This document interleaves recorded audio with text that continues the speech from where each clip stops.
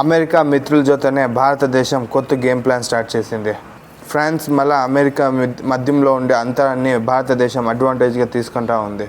Friends, Jio పాలిటిక్స్లోన కొత్త changes వస్తూ ఉంది. భారతదేశము అమెరికా ఇద్దరి మధ్య మనస్తాపం వల్ల సపరేట్ అవుతుంటే, ఇంకొక దిక్కు పాకిస్తాను అమెరికా ఇద్దరు ఒకటవుతూ ఉండరు. దానికే భారతదేశం యూరోప్లోన కొత్త ప్లాన్ స్టార్ట్ చేసింది. ఫ్రాన్స్ని మిత్రులో ఉండే శత్రు అని అమెరికా పరిగణిస్తున్నా, ఇట్లా మొదలై భాగంలోన భారతదేశం ఫ్రాన్స్ ఇద్దరు జంటి డీల్ చేసేది ఒక పెద్ద అనౌన్స్మెంట్ అయింది. ఈ అనౌన్స్మెంట్ ఏమంటే, భారతదేశము ఫ్రాన్స్ ఇద్దరు చేరుకొని ఒక జంటిలోన ఒక కొత్త ఫైటర్ జెట్ ఇంజిన్ని స్టార్ట్ చేస్తూ ఉంటారు. ఫైటర్ జెట్ ఇంజిన్ని మనమే తయారిస్తాము ఫ్రాన్స్ సపోర్ట్తో అని స్వయంగా రాజ్నాథ్ సింగ్ అనౌన్స్మెంట్ ఇచ్చినారు. మేల్నోటానికి ఇది సామాన్యమైన అనౌన్స్మెంట్ అనిపించచ్చు, కానీ డీప్గా పోయినప్పుడు వీటిలోన చాలా ఆయామాలు ఉంటాయి. ప్రపంచంలోన నేనే నెంబర్ 1గా ఉండాలా అనే దురాశకి, భారతాన్ని కూడాను నేనే కంట్రోల్ చేయాలా అనే దురాశకి నరేంద్ర మోదీ గారు సరిగ్గా కొడతా ఉండరు. ఫ్రెండ్స్, మోదీ గారు ప్రైమ్ మినిస్టర్ అయినప్పటి నుండి, అంటే సుమారు 11 ఏళ్ళ నుండి మోదీ ఎన్నిసార్లు ఫ్రాన్స్కి పోయిండొచ్చు గెస్ట్ చేయండి చూస్తాము. టోటల్గా 8 సార్లు పోయిండారు ఫ్రెండ్స్.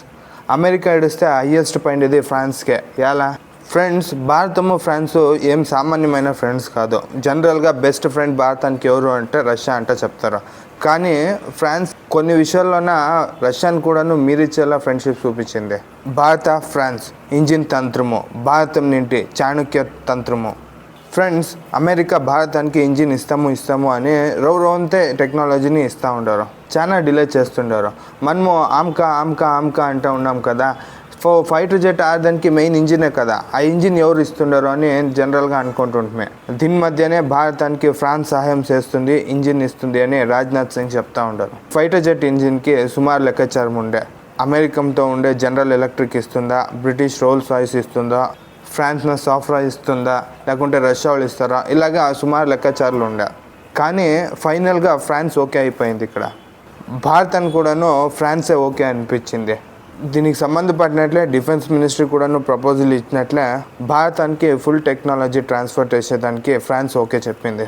మన డిఆర్డిఓ జట్లన సాఫ్రాన్ చేరుకొని నెక్స్ట్ 10 ఇయర్స్లోనే ఫైటర్ జెట్ని తయారు చేయాలని ప్లాన్ చేస్తూ ఉంటారు. ఇది కంప్లీట్గా స్వదేశీలోనే తయారయ్యేది కాకుండా ఐపీఆర్ ట్రాన్స్ఫర్ అంటే ఇంటెలెక్చువల్ ప్రాపర్టీ రైట్స్ ట్రాన్స్ఫర్ కూడాను మన డిఆర్డిఓకి సాఫ్రాన్ ట్రాన్స్ఫర్ చేస్తుంది. దీన్నింటి ఫైటర్ జెట్ ఇండియాలోనే స్వదేశంగానే తయారు చేసుకునే కేపబిలిటీ వస్తుంది.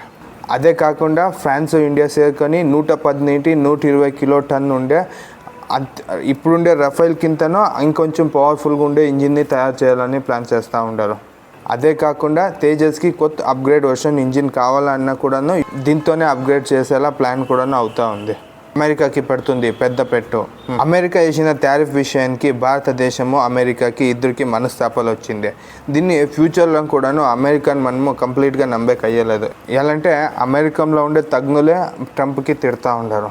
లాస్ట్ 30 ఏళ్ళ నుండి అమెరికాలో ఉండే డెమోక్రటిక్ అండ్ రిపబ్లిక్ 2 పార్టీలు కూడాను భారతదేశంతో ఫ్రెండ్షిప్ని డెవలప్మెంట్ చేస్తూ వస్తుంటారు. కానీ ఈ ట్రంప్ వచ్చి వితిన్ కొన్ని రోజుల్లోనే ఈ ఫ్రెండ్షిప్ని అంతా పాడలేపుతూ ఉంటాడు. ఇంకా భారతానికి వస్తే దేశం భద్రత కోసకరంగా తీసుకుంటుండే ఇంత పెద్ద డీల్స్ని అమెరికాని ఎలా నమ్మేది? ఎలా అంటే ఫైటర్ జెట్ ఇంజిన్ విషయం ఏం సామాన్యమైన డీల్ కాదు. ఇది ఫ్యూచర్లో చాలా ఇంపార్టెంట్ రోల్ ప్లే చేస్తుంది. ఇన్ని రోజులు ఇంజిన్ విచారంలోనే తానే సూపర్ పవర్ అంటుండే అమెరికా అన్ని దేశాలకి ఇది మారుతుండే. రష్యా విమానంలోనే తాకత్తుంది, కానీ మన రష్యా దగ్గర తీసుకుంటే అమెరికా మన మీద నిర్బంధం పెడతా ఉండే. జట్లన అమెరికా మనకి ఇంజిన్ ఇస్తామని బొల్లు ఆటాడిస్తూ ఉండే. కానీ ఇప్పుడు భారతదేశము ఫ్రాన్స్ ఇద్దరు చేరుకొని కొత్త ఇంజిన్ తయారిస్తే 100% అమెరికాకి సరైన ఏర్పడుతుంది. ఫస్ట్గానే భారతదేశానికి విమానం మనమే మారాలి, రక్షణ క్షేత్రంలో ఉండే అన్ని ఆర్డర్స్ కూడాను నేనే తీసుకోనాలి అని అమెరికా బాగా ఆటాడుతుండే. అదే కాకుండా భారతదేశము ఫ్రాన్స్ ఇద్దరు చేరుకొని యుద్ధ విమానాలని తయారు చేస్తే జాగతికంగా ఫైటర్ జెట్ మార్కెట్కి భారతదేశం కూడాను ఎంట్రీ అవుతుంది. ఎలాంటే ఫ్రాన్స్ రఫైల్ నుండి మిరాజ్ తనక అద్భుతమైన ఫైటర్ జెట్ని తయారు చేసిన రాష్ట్రము. సో అలాంటి జెట్లోనే తయారైన క్వాలిటీ ఇంజిన్ మనమే ప్రొడ్యూస్ చేస్తే తన్నింటి ఎన్ని జెట్లు కావాల్సినా అన్ని జెట్లని నిర్మాణం చేసుకునే సామర్థ్యము మన దేశంకు ఉంది. జట్లన రష్యా దగ్గర మనమేమారు ఫైటర్ జెట్ తీసుకుంటే అమెరికా కడుపు మండుకొనొచ్చు, కానీ నాటో దేశమైన ఫ్రాన్స్ దగ్గర నుండి తీసుకుంటే అమెరికా ఏమీ చేసేకి కూడా అయ్యలేదు. ఇదే కారణానికి భారతదేశము ఫ్రాన్స్ ఇద్దరు ఫ్రెండ్షిప్ విశేషమైంది. ఈ ఫ్రాన్స్ ఉంది కదా, ఇది యూరోప్లోనే ఒక తర ఇంట్రెస్టింగ్ కంట్రీ. ఇది ఈ బ్రిటన్, ఆస్ట్రేలియా, కెనడా, జర్మనీ ఇలాగా ఈ దేశాలన్నీ అమెరికానికి గులాములు కట్లు బతుకుతాయి. కానీ ఈ ఫ్రాన్స్ ఒకసారి డిఫరెంట్, ఎవరి మాట వినేది అట్లు బతుకుతూ ఉంటుంది. నువ్వు జగత్కే బాస్ ఉండొచ్చు కానీ నాకు బాస్ కాదు అంటారు వీడు. యూరోప్లోనే నేనే మెయిన్ ప్లేయర్ అని ఫ్రాన్స్ భావిస్తుంది. ఇప్పుడుండే ఎమాన్యుయల్ మ్యాక్రోన్ మాత్రమే కాదు, మొదలే మహాయుద్ధం నుండి ఫ్రాన్స్ ఒక స్ట్రాటజిక్ అటానమీ అంటే జియో పాలిటిక్కి సంబంధించినట్లే స్వయం నీతిని పాలిస్తుండే రాష్ట్రం ఇదే. సో ఫ్రాన్స్ మొదలుంటినూ అమెరికాని కంప్లీట్గా నమ్మలేదు, అమెరికా కూడాను ఫ్రాన్స్ని కంప్లీట్గా నమ్మలేదు. 5 ఐసెస్ అని అమెరికా ఒక కూటమి కట్టా.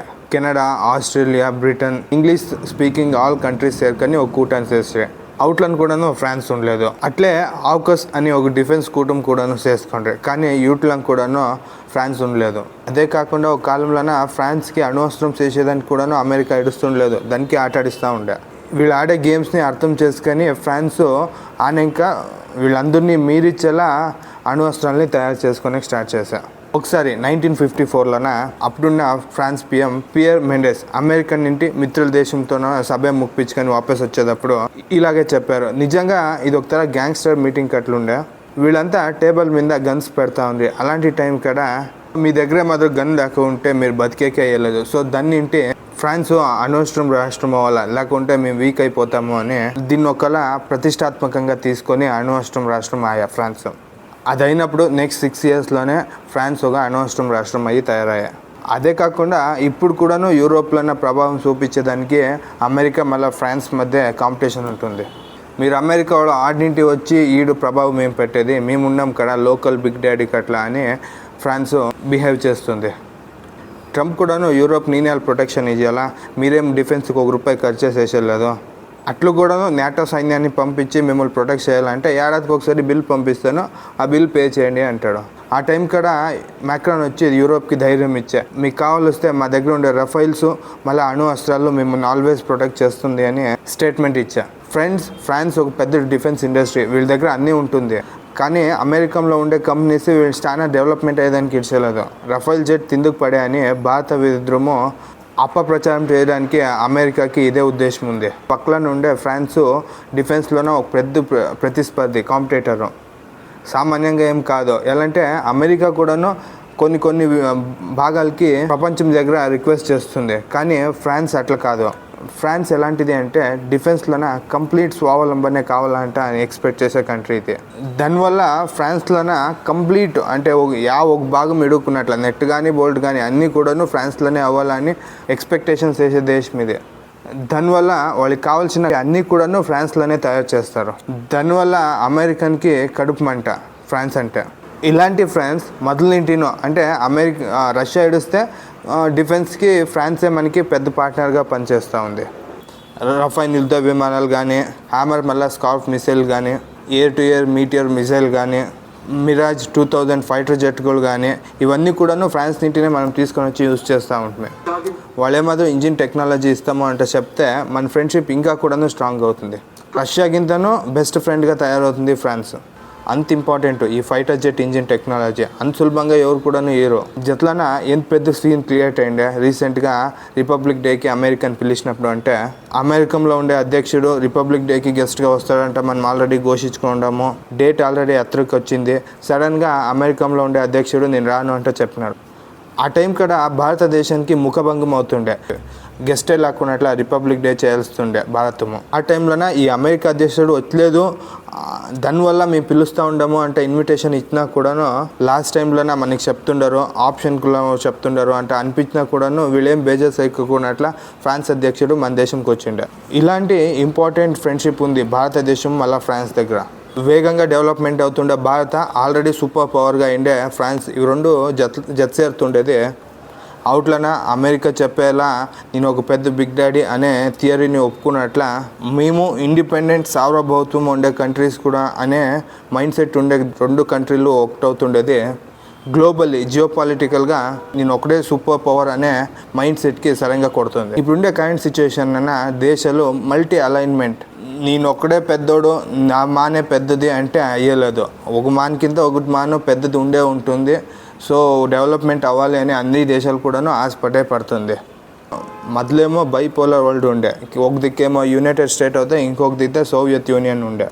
అది అయినప్పుడు సోవియత్ యూనియన్ పతనం అయినప్పుడు అమెరికా ఒకటే పెద్దది అనే మైండ్ సెట్ని ఇప్పుడు మన దేశము ఫ్రాన్స్ ఇద్దరు జతయ్యే ముఖాంతరంగా ఈ మైండ్ సెట్ని కొట్టేస్తుంది.